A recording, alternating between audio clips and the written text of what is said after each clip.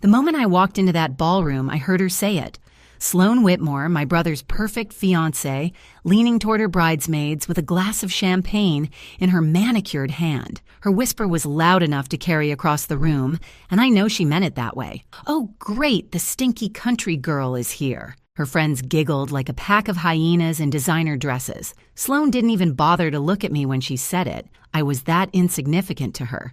Just some embarrassment that crawled out of a small town to ruin the aesthetic of her perfect engagement party. What Sloan didn't know, what nobody in that room knew, was that I signed the deed to this hotel 3 years ago, the Monarch Hotel. Every chandelier above her head, every piece of silverware she was eating with, every square inch of Italian marble beneath her overpriced heels belonged to me. And by the end of tonight, that whisper was going to cost her everything she ever wanted. My name is Bethany Burns. I'm 31 years old, and I grew up in Millbrook, Pennsylvania, a town so small that the only traffic jam we ever had was when old Mr. Henderson's cows escaped and blocked Main Street for 3 hours. I left home when I was 18, and I never really looked back, not because I hated where I came from, but because my family made it crystal clear there wasn't room for me there. See, I have an older brother, Garrett, the golden child, the son who could do no wrong.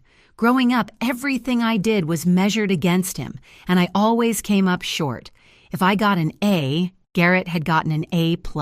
If I made the softball team, Garrett had been team captain. My mother, Patricia, had a special way of looking at me that made me feel like a rough draft, while Garrett was the finished masterpiece. So I left. I packed one suitcase, took a bus to the city, and started over with nothing but $200 and a stubborn refusal to fail. Everyone back home thought I was struggling. They pictured me in some tiny apartment eating instant noodles, which was true for the first 2 years. But what they didn't know was that I took a job as a cleaning lady at a boutique hotel, and that job changed my life. I learned everything. I watched. I studied. I worked my way up from cleaning rooms to front desk to assistant manager to manager. I saved every penny, invested carefully, made smart choices, and took risks when they felt right. By 28, I owned my first property. By 30, I had 3. Now, at 31, I run Birch Hospitality, a company that owns 6 boutique hotels across the East Coast.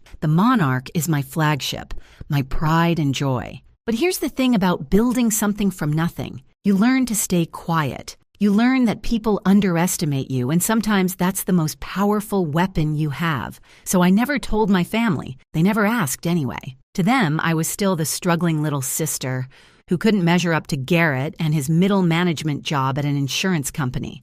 The irony was so thick you could spread it on toast. Tonight, I received an invitation to Garrett's engagement party. Last minute, of course. Probably my mother's idea, a guilt invitation so she could tell her friends that the whole family was there. I almost didn't come, but something pulled me here. Maybe curiosity. Maybe some small, stubborn hope that things had changed. They hadn't. I stood in the entrance of my own hotel, wearing jeans and my favorite boots, my hair still smelling faintly of the countryside because I'd driven through Millbrook on my way here just to remind myself where I came from. My outfit probably cost more than everything Sloan was wearing combined, but you wouldn't know it by looking. That's the thing about real money.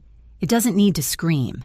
And honestly, you can take the girl out of the farm, but you can't take the farm out of the girl, though you can definitely take the farm girl's money straight to the bank. I spotted my mother across the room, holding court with some of her friends, probably bragging about Garrett's wonderful fiancé and their wonderful future together. Garrett stood next to Sloan, looking like a man who had won the lottery. He had no idea he was holding a losing ticket. Sloan finally glanced my way, her smile sharp as a paper cut. She didn't recognize me as anything other than an inconvenience, a stain on her perfect evening. That was fine. Let her think I was nobody. Let them all think it. I had learned a long time ago that the best revenge isn't loud. It's patient. It's quiet. It's watching people dig their own graves while they're too busy looking down on you to notice the shovel in their hands. So I smiled back at Sloan, walked to the bar, and ordered a drink. My staff knew not to acknowledge me. Wesley Crane, my general manager, caught my eye from across the room and gave me a subtle nod. Everything was running smoothly, Everything was perfect. For now, because in about 3 hours, Sloan Whitmore was going to learn a very important lesson. Never underestimate the country girl, especially when she owns the ground you're standing on. Before we continue, if you're enjoying this story, please hit that subscribe button and tell me in the comments where you're watching from and what time it is there. I see every single comment, and it means the world to me. Thank you so much for your support. Now back to the story. The engagement party was exactly what you'd expect from someone like Sloan. Extravagant, over the top, designed to impress people who were already impressed with themselves.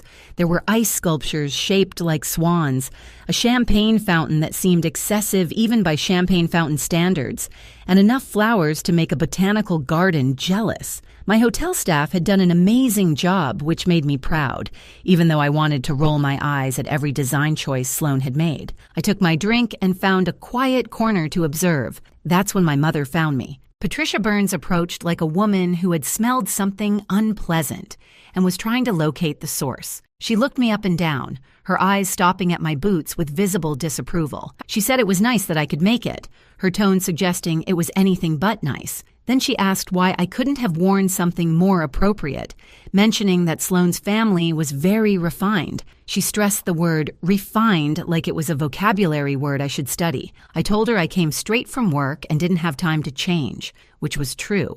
I just didn't mention that work meant running a multi-million-dollar hotel company. My mother sighed the way she always sighed at me, like I was a constant disappointment she had learned to tolerate. She told me to at least try to make a good impression on the Whitmores, then disappeared back into the crowd to continue her social obligations. And there it was. 20 seconds of conversation, and I already felt like I was 12 years old again, failing to meet some invisible standard I was never told about. I spotted Sloan across the room, air kissing her way through a group of guests. The woman had kissed more cheeks tonight than a politician at a county fair.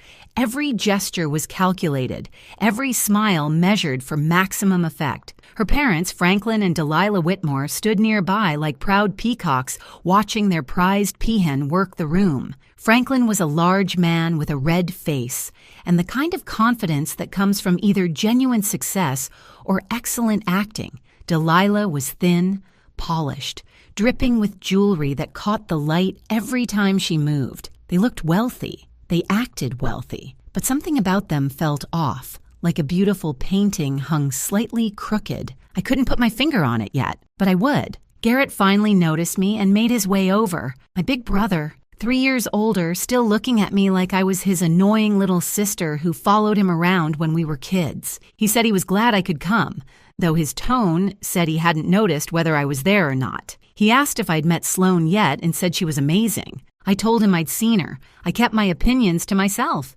Garrett nodded, already looking past me to see who else he needed to greet. Some things never change. Then he said something that made my stomach tighten. He mentioned that Mom had given Sloan Grandma's necklace as an engagement gift. He said wasn't that generous of her and that Sloan absolutely loved it. I felt the air leave my lungs. Grandma's necklace. The antique pendant our grandmother had promised to me, specifically before she died. She had held my hand and told me it was for me because I was her dreamer, her fighter, the one who would make something of herself. My mother knew this. She had been in the room when Grandma said it, and she gave it to Sloan anyway. I looked across the room and saw it. There it was, hanging around Sloan's neck like it belonged there. My grandmother's necklace, my inheritance, my memory, sparkling under the chandelier lights while Sloan laughed at something someone said. The DJ cranked up the music so loud I could feel my fillings vibrate. If I wanted my teeth rattled, I would have just gone to the dentist. At least there I'd get a free toothbrush out of the experience. I excused myself from Garrett and made my way to the restroom, needing a moment to breathe. That's when I passed Franklin Whitmore in the hallway, his phone pressed to his ear, his face tight with stress. He didn't see me. He was too focused on his conversation. I heard him say they needed this wedding to happen, that the Burns family had money enough to cover their situation. He paused, listening to whoever was on the other end. Then he said they just needed to get through the ceremony, and after that, everything would work out. He hung up and walked back toward the party, his salesman smile sliding back into place like a mask. I stood frozen in that hallway, my grandmother's necklace forgotten for the moment, replaced by something much more urgent. The Burns family had money. What money? My parents had a nice house, sure, but I knew for a fact there was a second mortgage on it because I had been secretly paying it off for the past 4 years.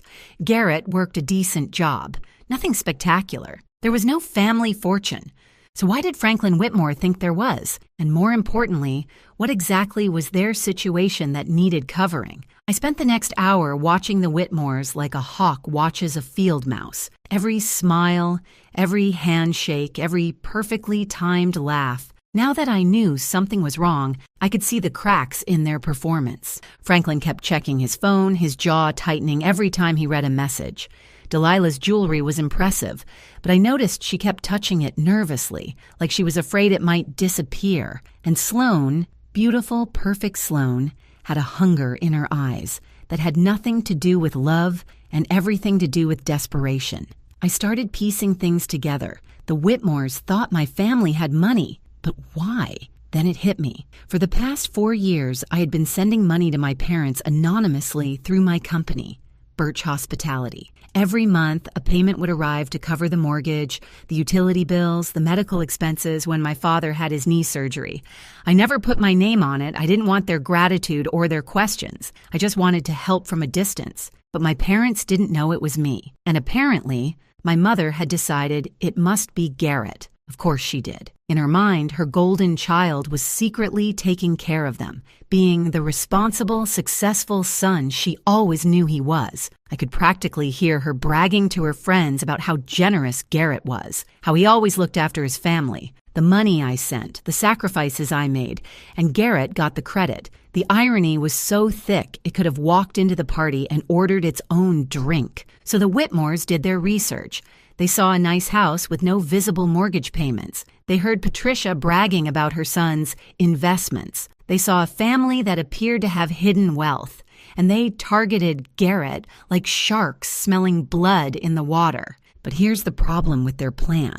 The money wasn't Garrett's. There was no family fortune. The Whitmores were chasing a mirage. And when they found out the truth, my family would be left with nothing but the fallout. Unless someone stopped it. I found Wesley Crane near the service entrance, clipboard in hand, overseeing the catering staff. He looked up when I approached, his professional mask slipping into genuine warmth when he saw it was me. He quietly asked if everything was all right, calling me Ms. Burns before I shot him a look. He corrected himself and just called me Bethany. I told him I needed a favor.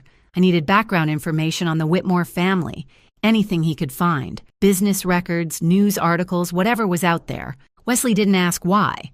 That's what I appreciated about him. He simply nodded and said he'd see what he could dig up. He disappeared with his phone already in hand. I went back to the party trying to act normal, which was getting harder by the minute. That's when Sloane found me. She appeared beside me like a designer-dressed ghost, her smile so sweet it could give you cavities. She suggested we should chat, just the two of us to get to know each other. She put her hand on my arm like we were old friends. I let her guide me toward a quiet corner near the restrooms. The moment we were out of earshot of the other guests, her smile vanished like it had never existed. She told me she knew about me. She said she knew I sent money home every month, playing the good daughter from a distance. But here's what confused her, she said. Why would someone who could barely afford their own apartment send money to family that didn't even like them? I felt my jaw tighten but kept my expression neutral. She continued. Unless, she said, I was trying to buy their love, trying to prove I was worth something.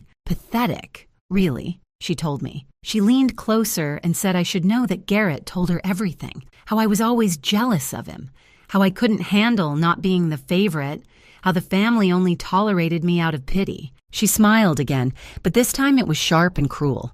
She said she was going to marry Garrett, become part of this family, and honestly, she thought it would be better for everyone if I just stayed away. She said nobody would miss me. She called me dead weight, then patted my arm like she was comforting a child and walked away. I stood there for a moment, processing what had just happened.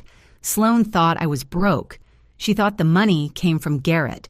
She had no idea who I actually was. It was like watching someone brag about how amazing their rental car is to the person who owns the entire dealership. Honestly, if arrogance burned calories, Sloane Whitmore would be invisible. Wesley appeared at my elbow, startling me from my thoughts. He handed me a folder and told me I needed to see this. His face was pale, his usual composure shaken. He said the Whitmores weren't just in debt. They were being investigated for fraud. I opened the folder right there in the hallway, scanning the documents inside. Financial records, court filings, news articles. The more I read, the colder I felt. The Whitmores weren't who they claimed to be. Their real estate empire was a house of cards built on lies and other people's money. They were 6 months away from bankruptcy and federal investigation. This wedding wasn't about love. It was an escape plan. I took the folder to my car in the parking garage, needing privacy to process what I was reading. The overhead lights flickered like they were as shocked as I was. The documents painted an ugly picture. Franklin and Delilah Whitmore had been running what amounted to a Ponzi scheme for years. They collected money from investors for real estate developments that either didn't exist or were wildly overvalued. Early investors got paid with money from later investors, the classic con. But the house of cards was finally collapsing. Investors were asking questions. Auditors were circling. Federal investigators had opened a case. The Whitmores needed an exit strategy, and fast. Enter my brother Garrett. I could see their logic, twisted as it was. Find a family that appeared to have money, marry into it. Use the connection to shore up their crumbling reputation, or at minimum, have somewhere to hide when everything fell apart. They probably planned to drain whatever assets my family had before disappearing to start the con somewhere else. What they didn't realize was that my family had nothing. The house was mortgaged. Garrett's salary was average. The only money flowing into the Burns household came from me, and I could stop that with a single phone call. The Whitmores were about to discover they had targeted the wrong family, and when they did, they would abandon Garrett faster than a sinking ship, leaving my brother heartbroken and my parents humiliated. Part of me wanted to let it happen, let them all suffer the consequences of their choices. My mother, who gave away my inheritance without a second thought. My brother, who never once stood up for me. Let them feel what it's like to be discarded, overlooked, cast aside. But I couldn't do it. As much as they had hurt me, they were still my family. Garrett was still the boy who taught me to ride a bike, even if he had forgotten that somewhere along the way. My mother was still the woman who stayed up all night when I had chicken pox, even if she later decided I wasn't worth remembering. Family is complicated. You can love people and be furious with them at the same time. You can want to protect them even when they don't deserve it. So I made a decision. I was going to expose the Whitmores. I was going to save my family from a disaster they didn't even know was coming. And I was going to do it my way. I called my lawyer first. Rebecca Thornton answered on the second ring, despite it being 8 o'clock at night, which is why I paid her what I did. I gave her a summary of the situation and asked how quickly she could verify the information in the folder. She said she'd have confirmation within the hour. Next, I called Naomi Delaney, a forensic accountant I had worked with on a complicated acquisition 2 years ago. Naomi was a wizard with financial records, the kind of person who could look at a spreadsheet and tell you what someone had for breakfast. I sent her photos of the key documents and asked her to dig deeper. If you're enjoying this story so far, please take just 1 second to drop a like and leave a comment. It really helps me keep creating these stories for you, and I genuinely appreciate every single one of you. Thank you from the bottom of my heart. Now, let's get back to Bethany. Naomi called back in 40 minutes. Her voice was tight with the excitement of someone who had found something big. She told me I was right. They were running a Ponzi scheme. Textbook stuff. But here's the interesting part, she said. She had looked up the Whitmore name in other states and found something in Arizona from 3 years ago. Same pattern, same scheme, different names. She said the bride's real name wasn't Sloan. She asked if I was ready for this. I told her I was ready. Naomi told me the bride's real name was Sandra Weems. She said the parents weren't even her real parents. They were partners in a long-running con, and they had been doing this for at least a decade. Different identities, different targets, same game. I sat in my car, the folder in my lap, and started laughing. I couldn't help it. These people had more identities than a Hollywood actress has ex-husbands. Sandra, Sloan, probably planning to be Stephanie next year. My phone buzzed with a text from Garrett. I looked at it for a long moment before opening it. He wanted to know if we could talk. He said something about Sloane felt wrong. I checked the time. 5 minutes until 9 when Franklin Whitmore was scheduled to make his big welcome to the family toast. Too little, too late, big brother. You should have trusted that feeling an hour ago. You should have trusted me years ago. But better late than never. At least he was starting to see through the mask. I got out of the car and walked back toward the hotel. The Arizona night air was warm, and somewhere inside, a con artist in a white dress was about to have the worst night of her life. Time to crash an engagement party. I walked back into the Monarch Hotel with a different energy than when I'd left. Before, I was the invisible sister, the country girl everyone looked down on. Now, I was a woman with a plan. Wesley met me near the service entrance, his expression a mixture of concern and curiosity. He said he had been watching the Whitmores all evening, and that something was definitely off with them. He mentioned that Franklin had made 4 phone calls in the past hour, each one leaving him more agitated than the last. I told Wesley I needed the AV system ready. I said that during Franklin's toast at 9, we were going to give the guests a presentation they would never forget. Wesley didn't even blink.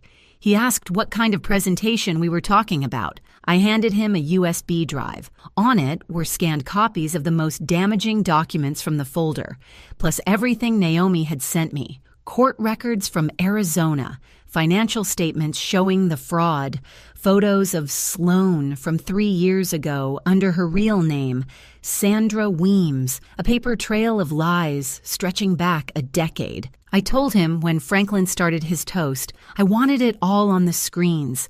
Every document, every photo, every piece of evidence. Wesley took the drive with a slight smile.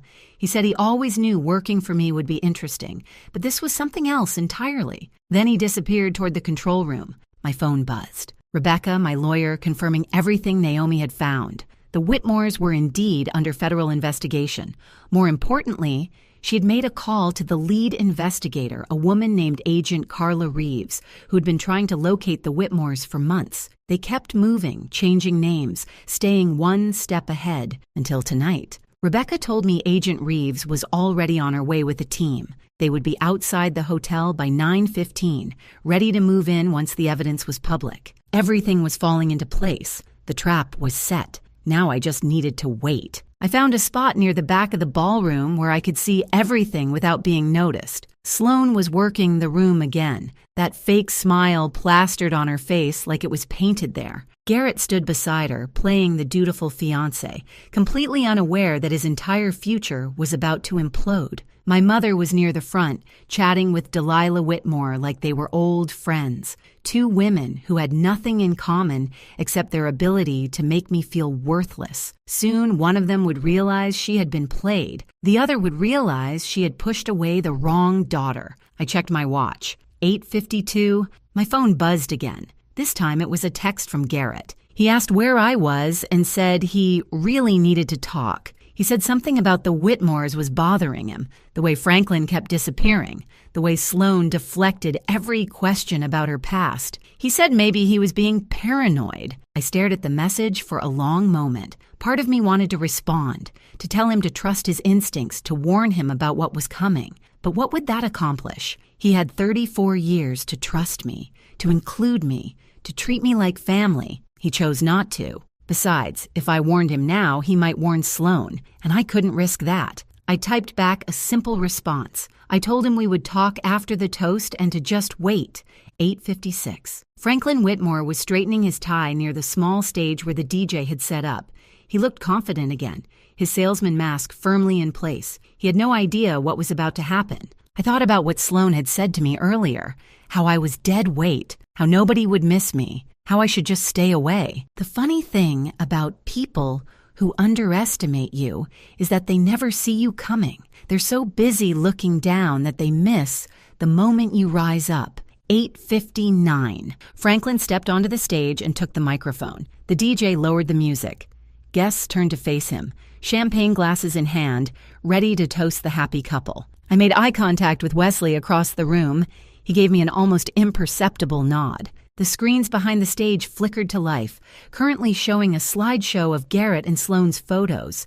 Happy couple at a restaurant, happy couple at the beach, happy couple living their happy Lie. Not for much longer. Franklin cleared his throat and began to speak.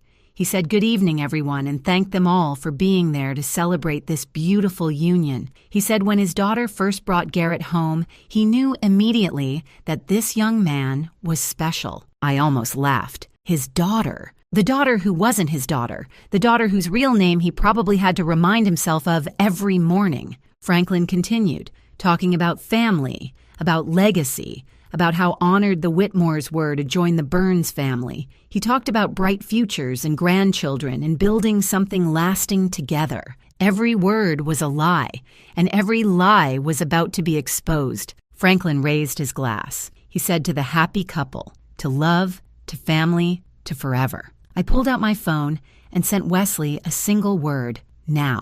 The screens flickered. For a moment, everyone probably thought it was a technical glitch. The happy photos of Garrett and Sloane disappeared, replaced by something else entirely. A document, official looking, stamped with court seals and legal terminology. Franklin's smile froze on his face. The document was a court filing from Arizona, dated 3 years ago.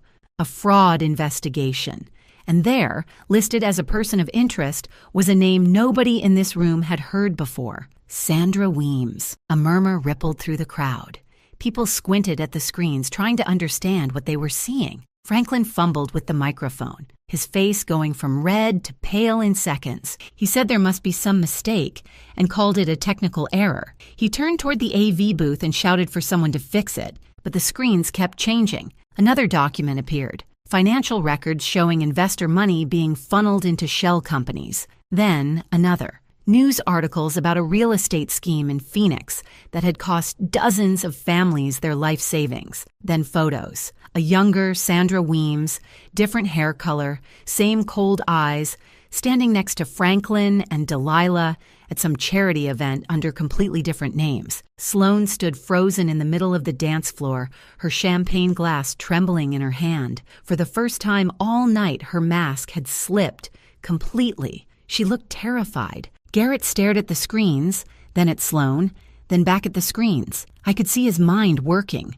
pieces clicking together, the doubt he had felt all evening suddenly making horrible sense. Franklin tried to push through the crowd toward the exit, but 2 of my security staff stepped into his path. Delilah grabbed his arm, whispering frantically, but there was nowhere to go. That's when I stepped forward. I walked through the parting crowd toward the stage, my boots clicking on the marble floor. Every eye in the room turned to me. The country girl, the nobody, the dead weight. Wesley's voice came over the speakers, calm and professional. He said, "Ladies and gentlemen, he would like to introduce the owner of the Monarch Hotel and CEO of Birch Hospitality." He said, "Please welcome Ms. Bethany Burns." The silence that followed was deafening.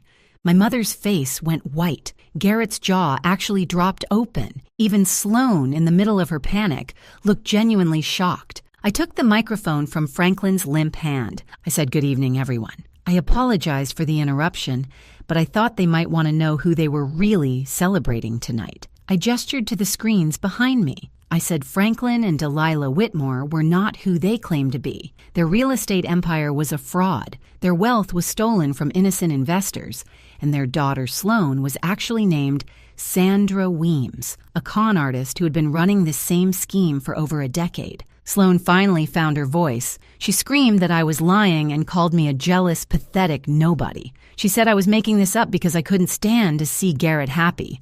I smiled at her. I said, "That's interesting," and I asked if I also made up the federal investigation that had been following them for 2 years. I mentioned the arrest warrants that were issued last month in Arizona and said I was curious how I could have faked the fact that Agent Carla Reeves and her team were currently waiting outside this hotel. As if on cue, the ballroom doors opened. 4 people in suits walked in, badges visible, expressions all business. Sloane's face crumbled. Franklin tried to run. He made it about 10 feet before Agent Reeves intercepted him with a calm but firm hand on his shoulder. She told him that Franklin Whitmore, or whatever his real name was under arrest for wire fraud, investment fraud, and conspiracy. Delilah started crying, mascara running down her carefully made-up face. She kept saying, there was a mistake, that they could explain everything, that it wasn't what it looked like. Sloane, Sandra, whatever her name was, turned to Garrett one last time. Her voice was desperate, pleading. She asked if he was really going to let his sister do this to them. She said they loved each other and that he had to believe her. Garrett looked at her for a long moment. I could see the war happening behind his eyes, the woman he thought he loved versus the evidence he couldn't deny. Then he did something I never expected. He stepped away from her. He said he didn't even know who she was. His voice was quiet, broken, but certain. He said he didn't know who any of them were. Sloane's expression shifted from desperation to rage in an instant. She lunged toward me, screaming that I had ruined everything, that I was supposed to be nobody, that I was just the stinky country girl. Security caught her before she reached me. I leaned close enough for only her to hear.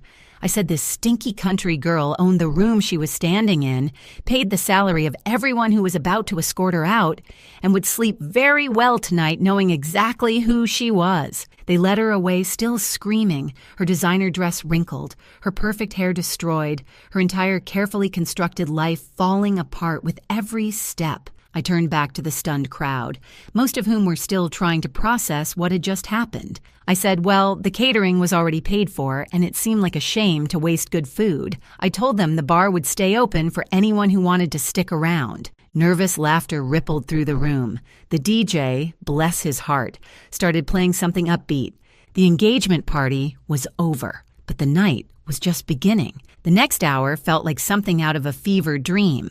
The Whitmores, all three of them, were escorted out in handcuffs while the remaining guests watched in stunned silence. Sloane, or Sandra, or whoever she would be in her next life, was still screaming threats as they put her in the back of an unmarked car. Something about lawyers, lawsuits, revenge. Empty words from an empty person. She went from future Mrs. Burns to future prison inmate in under 15 minutes. That had to be some kind of record, even for a professional con artist. Inside the ballroom, the mood had shifted from shock to something else. Curiosity, maybe. Fascination. A few guests were already on their phones, probably sharing what had just happened with everyone they knew. By morning, this story would be all over town. Garrett found me near the bar. He looked like a man who had just woken up from a nightmare only to realize he was still dreaming. His eyes were red, his hands shaky, his entire worldview clearly shattered. He asked how I knew. His voice cracked on the words. He asked how I figured it out. I told him I listened. I said I watched. I paid attention. All the things I had been doing my entire life while everyone else ignored me. He was quiet for a moment. Then he said he was sorry. He said he knew that didn't cover it, that it didn't cover years of treating me like an afterthought, but he was sorry. I studied my brother's face, looking for the catch, the angle. But all I saw was genuine remorse, maybe for the first time ever. I told him sorry was a start. We stood there in silence, two siblings who had spent decades as strangers, finally seeing each other clearly. Then my mother appeared. Patricia Burns looked smaller somehow, like the events of the evening had physically shrunk her. She approached slowly, uncertainly, none of her usual confidence on display. She started to say she didn't know, but I cut her off. I pulled out my phone and showed her the screen. Bank records, transfer receipts, 4 years of payments to her mortgage company, her utility providers, her medical bills, all from Birch Hospitality, all from me. I told her she thought Garrett was supporting them. I said she bragged to everyone about her generous, successful son. I let that hang in the air for a moment before I said it was me. It was always me. My mother stared at the phone, then at me, then back at the phone. Her mouth opened and closed several times, but no words came out. I said I didn't do it for thanks. I said I did it because they were my family, even when they made me feel like I wasn't theirs. But I thought she should know the truth about who was actually there for her. Patricia's eyes filled with tears, not the dramatic, performative tears I had seen her use at family events, real ones, the kind that came from somewhere deep. She whispered my name, Bethany, like she was saying it for the first time. Before I could respond, there was a commotion near the dance floor. I turned to see Sloane's grandmother's necklace, my grandmother's necklace, lying on the ground where Sloane had thrown it during her meltdown. Garrett walked over and picked it up carefully, like it might break. He looked at it for a long moment, then walked back to me. He said this was always supposed to be mine. His voice was thick with emotion. He said he didn't know Mom gave it away, and he was sorry. He placed the necklace in my hand. The weight of it felt right, like something that had been missing for years was finally back where it belonged. My mother watched the exchange with tears streaming down her face. She said she had been so wrong about everything. I didn't disagree with her, but I didn't pile on either. There would be time for difficult conversations later. Right now, I was just tired. A guest wandered over and asked if the party was still happening, looking confused but hopeful. I looked around the room. The ice sculptures were melting.